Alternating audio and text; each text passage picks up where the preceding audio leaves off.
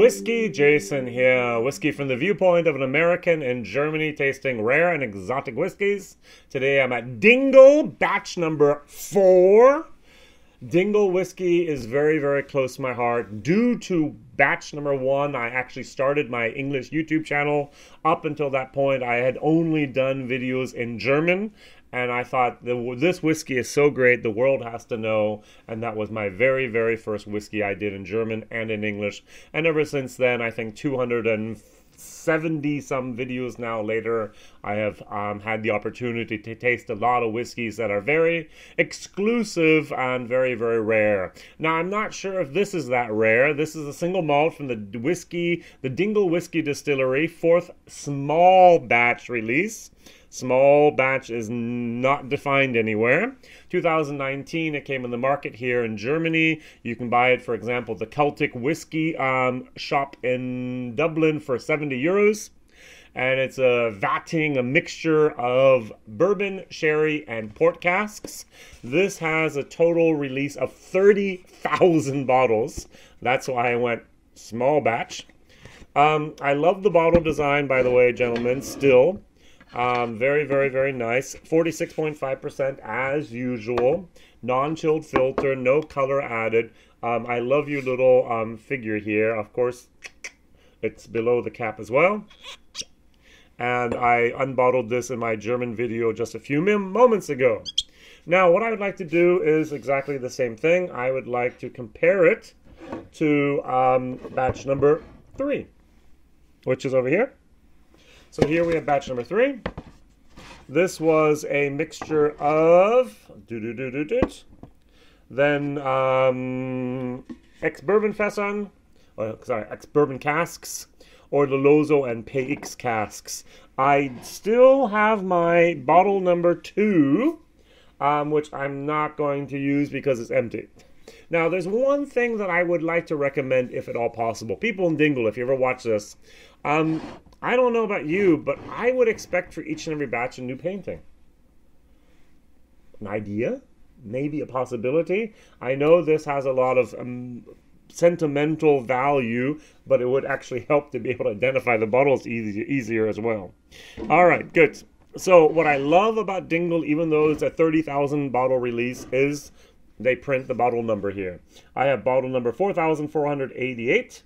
And of course, we have Peter with his signature on here. History of Dingle, really quickly. Back in 1996, 3 guys decided to start a craft brewery. That was way back when. Oliver Hughes, Liam Lafhart, and Peter Mosley. 1996, they identified that craft beer was not really appealing to the masses. A very radical idea, very natural ingredients that they wanted to use. And they had a different idea later on. Why not an artisan distillery? And so in the cold winter of 2012, their dream became reality. The Dingle Whiskey Distillery was born on the 18th of December 2012. They filled up the first cask. And 3 years and 1 day later, on the 19th of December 2015, they actually released their first, or bottled their first cask, which was cask number 2. Number 1's for eternity, I guess. And I actually had batch number 1. I loved it. That was Hawaiian Punch moments. Batch number 2, a little bit different, especially because of the port influence, if I remember correctly. Yep. Number 3 was the sherry influence. Now we have sherry, port, and ex-bourbon. So it's basically a mixture of number 2 and number 3 here in this one. All right, so, I haven't poured a glass yet. This was my glass from before. This is batch number 3, and I'm just going to compare the 2 of them. In my German video, which I just did a few moments ago, I was excited! Dingle! I like Dingle. I'm a Dingle fanboy. And then I smelled batch number 4, and I went, ooh, that's different. I was like, oh, maybe my nose is a little bit off. No, that's right. Get some strawberries in here, get the nice Hawaiian punch, get the nice typical Dingle. Went back to batch number 4, I get some type of almost a little bit of like a acidy sulfur type of moment. It's a little bit metallic. It's young. It's like, wait a second, what's going on here? Now, deep underneath that, I do get some vanilla, I get some nice fruit and so on, but primarily, on top of all that, is something where I'm going, no, not in my Dingle whiskey. What happened here? And then I'm going to do exactly the same thing. Let's try it.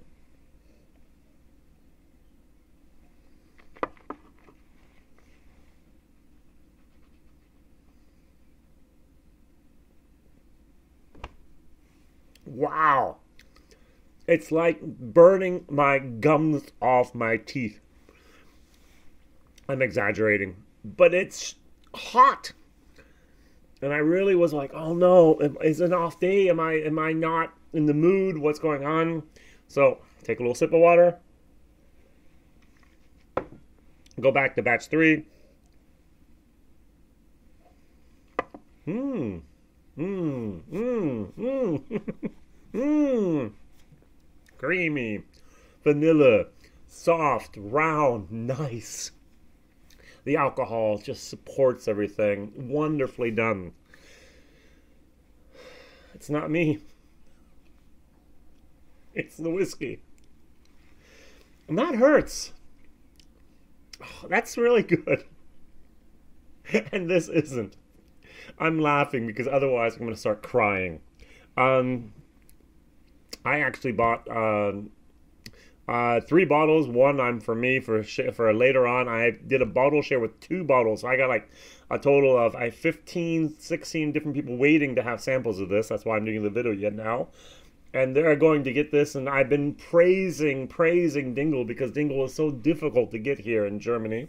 Almost impossible. Batch 1, I didn't even get a whole bottle. I just got a nice little from an Irish friend, a sample of it. Bottle number 2, I actually imported from the Celtic whiskey shop myself with extreme costs. Bottle number 3 actually made it to Germany. We now have a distributor. Bottle number 4, no problem whatsoever. 30,000 bottles, and then everyone finally gets to taste this, and it's like, nah, we can wait. And that's such a shame. That is really a shame that now where there's availability of Dingle, the quality has, according to my personal preference, whiskey from the viewpoint of an American here in Germany, has gone down. I've had the opportunity to do the single pot still whiskey as well. Batch number 1, I think that was. I just realized that needed more time. Single pot still, young, 3-4 years old. It can't be good. That needs a little bit more time in the cask. But here, batch 4, I was hoping, expecting, I'm going to say demanding the same quality that I've known so far, and yet it's just not there.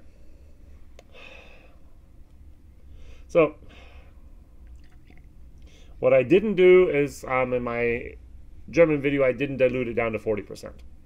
So, roughly 40%. Let's see what happens. I did put water in it, and it did get a little bit better.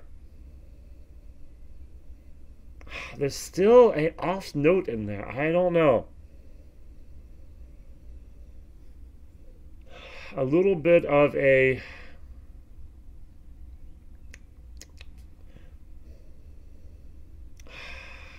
I'm getting more of a bark, tree bark. A little bit of a, like a sweet wood root. Which really doesn't, it's a little bit of a,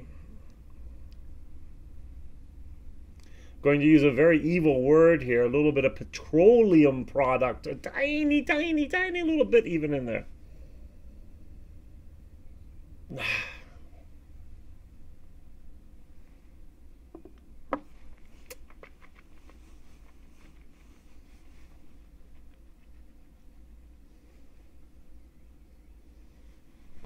Water still didn't help it that much.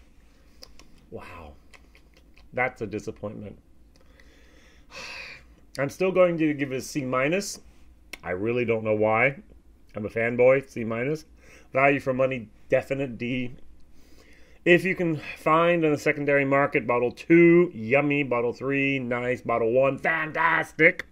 If you have the possibility of getting the cask strength versions, I have a Founding Fathers Mr. Whiskey cask strength. I gave it an A. It's one of the best whiskeys I've ever had at that age. Fantastic, fantastic, fantastic. They can do it. Something was rushed here.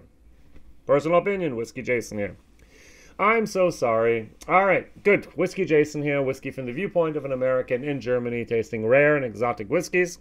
Please like, please subscribe, please tell others about this guy over here tasting whiskey and giving his fair, unbiased opinion. Mondays, Wednesdays, and Fridays, my videos are released.